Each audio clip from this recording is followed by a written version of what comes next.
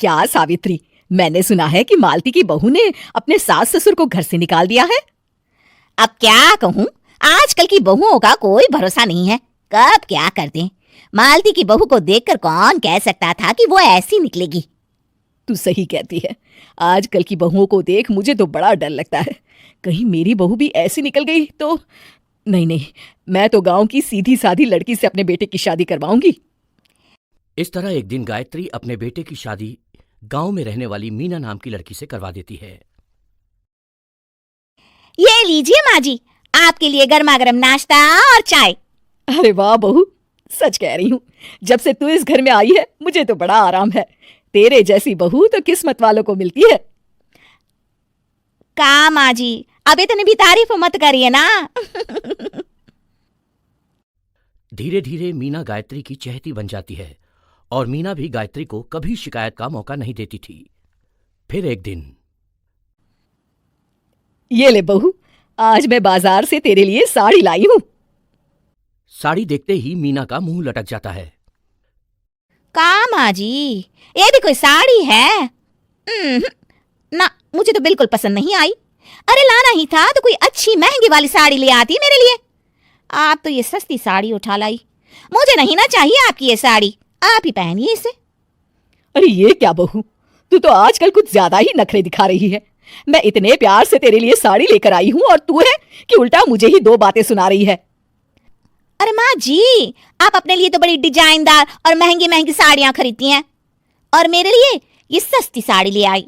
आप समझती हैं कि मैं गांव से आई हूं इसलिए मुझे कुछ नहीं पता। हाँ, अरे कुछ नहीं, तुझे शहर की हवा लग गई है बहू। इस तरह दोनों सास बहू में रोज किसी न किसी बात पर लड़ाइयां शुरू हो जाती थीं। एक दिन गायत्री अपनी कुछ सहेलियों को अपने घर चाय पर बुलाती है। अरे बहू, मेरी सहेलियों के लिए बढ़िया चाय नाश्ता तो बना दे। अरे माँ जी, अभी ना मेरे पास बिल्कुल भी समय नहीं है, मुझे ब्यूटी पार्लर जाना है। चाय नाश्ता आप ही बना लीजिए। हाँ, तू कब से ब्यूटी पार्लर जाने लगी है? शहर आए 2 दिन नहीं हुए और देखो महारानी के नखरे शुरू हो गए। बस भी करिए माँ जी, आपसे बहस करने के लिए मेरे पास ना बिल्कुल टाइम नहीं है।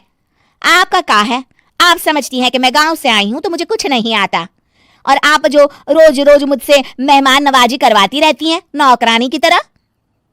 मीना के कमरे में जाते ही, अरे ये क्या गायत्री, तू तो अपनी बहू की बड़ी तारीफ कर रही थी, लेकिन ये तो तुझे कुछ समझती ही नहीं।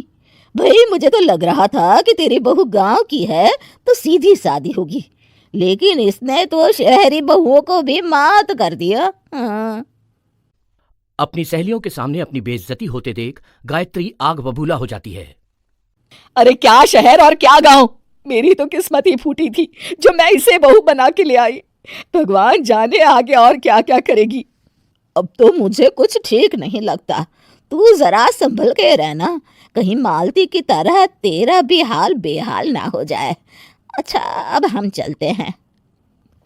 अपनी सहेली की बातें सुनकर गायत्री थोड़ी घबरा जाती है। अरे ये सुशीला क्या बोलकर चली गई, कहीं इसकी बात सच ना निकल जाए। दूसरी तरफ मीना सारी बातें सुन लेती है। अगले दिन से गायत्री अपनी बहू से कोई काम करवाने से पहले 10 बार सोचती थी। ज्यादातर काम वो खुद ही कर लेती थी। अचानक अपनी सास में आए इस बदलाव को देख मीना, लाइए ना माँ जी, मैं कर देती हूँ ना काम। एक बात पूछूं माँ जी, आजकल ना आप बड़ी चुप चुप सी रहती हैं, और अब मुझसे झगड़ना तो दूर, मुझसे खुल के बात तक नहीं करती आप। कुछ नहीं बहू, ऐसे ही।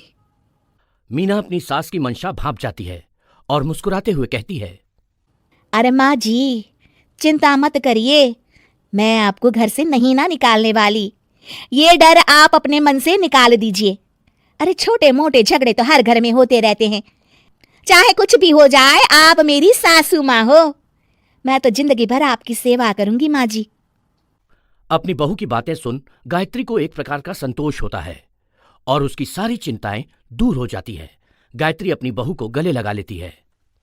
मुझे माफ कर दे बहू, मैं तुझे गलत समझ बैठी थी। कोई बात नहीं माँ जी, ये ना घर घर की कहानी है। हाँ।